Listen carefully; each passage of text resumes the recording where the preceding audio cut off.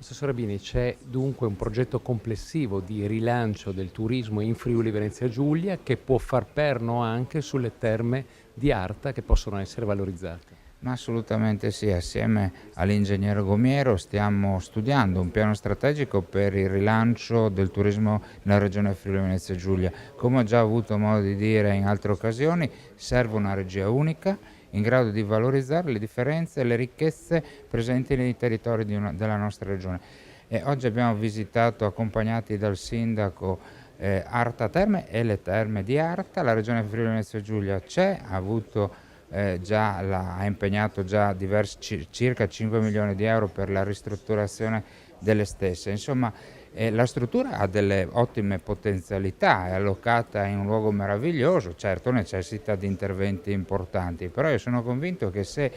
è ristrutturata e se soprattutto gestita da persone capaci, insomma, possa rappresentare davvero per l'intero Friuli Venezia Giulia un'ottima occasione. Signor Sindaco, voi siete pronti a sostenere la Regione con le potenzialità che avete in quel progetto strategico di rilancio del turismo in Friuli Venezia Giulia che vede nelle Terme di Arta un punto di eccellenza? Sì, assolutamente lo siamo, perché siamo convinti appunto che Arta con le sue peculiarità possa dare quel contributo straordinario ed importante, così come altri territori lo possono fare, proprio affinché il turismo possa con nuova forza calcare anche terre come queste che sicuramente non sono seconde a nessuno. Lo sappiamo che dobbiamo farlo facendolo in modo organico, con l'intero territorio, in modo scientifico,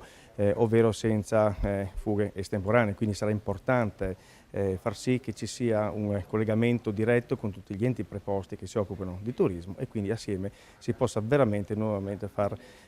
crescere il turismo del nostro territorio, che comunque sta già tornando a visitarlo. Voi siete anche estremamente propositivi perché state facendo una sorta di rete d'impresa coinvolgendo tutti gli operatori turistici della zona. Certo, del Comune di Arta innanzitutto, per adesso perché riteniamo fondamentale che l'imprenditore, il privato possa investire del proprio, così come del resto stanno già facendo e hanno fatto in tutti questi anni, ma lo facciano appunto in modo organico anche con le amministrazioni al loro fianco, ma con quel piglio, con quella necessaria convinzione che l'imprenditore, che il privato deve investire assieme al pubblico, non può essere evidentemente il pubblico che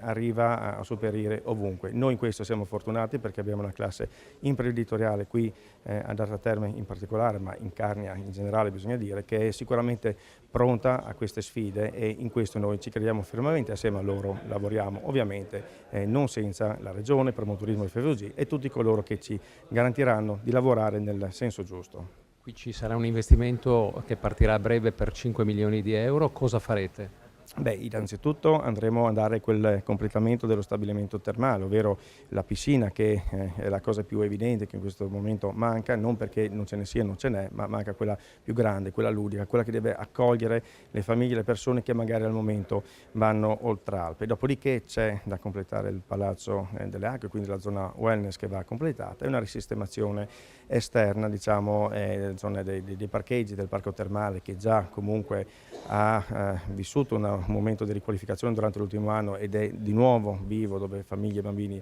vengono, perché le terme e Arta, il territorio della Carnia, e anche questo non è solo wellness e benessere, è anche riposo, è montagna, è qualche cosa che assolutamente deve essere visto